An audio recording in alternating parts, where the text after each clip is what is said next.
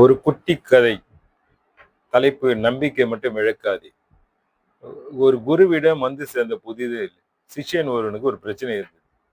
அது ஒரு முக்கியமான எந்த ஒரு பணியை செய்தாலும் முதல் முயற்சியிலேயே அதில் முழுமையான வெற்றி அவனுக்கு கிடைப்பதில்லை.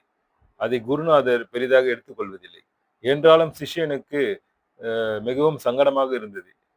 எப்படி அந்த சிக்கலிலிருந்து மீறுவது என ஒவ்வொரு முறையும் கவலையுடன் தன் பணிகளை தொடங்குவான்.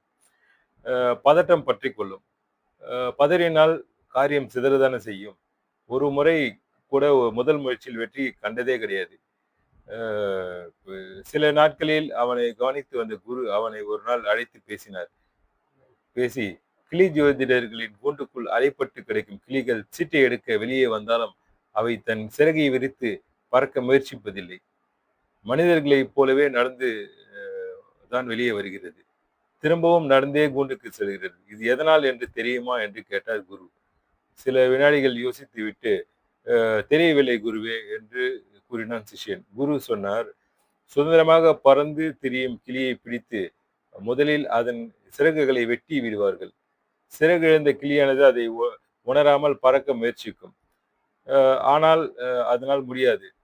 தனக்கு சிறகுகள் இல்லை என்று கிளிக்கு தெரியாது. மீண்டும் மீண்டும் பறக்க முயற்சிக்கும்.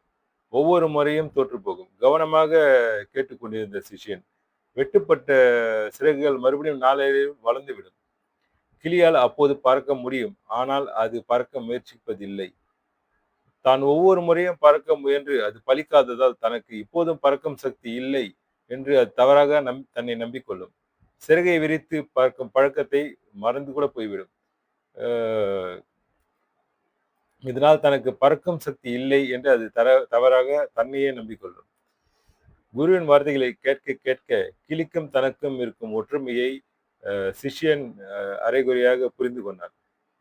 அதை அதை குரு முழுமையாக புரிய செய்தார். எத்தனை முறை முயற்சி செய்கிறோம் என்பது முக்கியமில்லை. எத்தனை முறை தோல்வி அடைகிறோம் என்பதும் முக்கியமில்லை. ஒவ்வொரு தோல்விக்கு பின்னரும் அடுத்த முறை வெற்றி கிடைக்கும் என நம்புவதும் அதே நம்பிக்கையுடன் விடாமுயற்சியை தொடர்வதும் தான் முக்கியம். இத்தனை தடவைகள் தோற்று போனமே என கவலைகள் மனதுக்குள் கொண்டு சென்றால் அதனால் பதட்டமே உருவாகும். அடுத்த முயற்சியிலும் தோல்வியே கிடைக்கும். ஸோ அந்த தோல்வி வாய்ப்புகளை புறக்கணிக்க வேண்டும். வெற்றியை சந்திக்க வாய்ப்பு இருந்தும் நம்பிக்கையின்மையால் ஒரு முழு அளவில் முயற்சி செய்யாமல் தோற்று போவோம் என்றார் குரு. அதன் பின்னர் தோல்விகளை பொருட்படுத்தும் பழக்கமத்தை தொலைத்து இந்த சிஷ்யன் குரு சொன்ன வழியிலே நடந்து கொண்டான். முதல் முயற்சியிலே வெற்றிகள் அனைத்தும் அவனை தேடி வந்தது.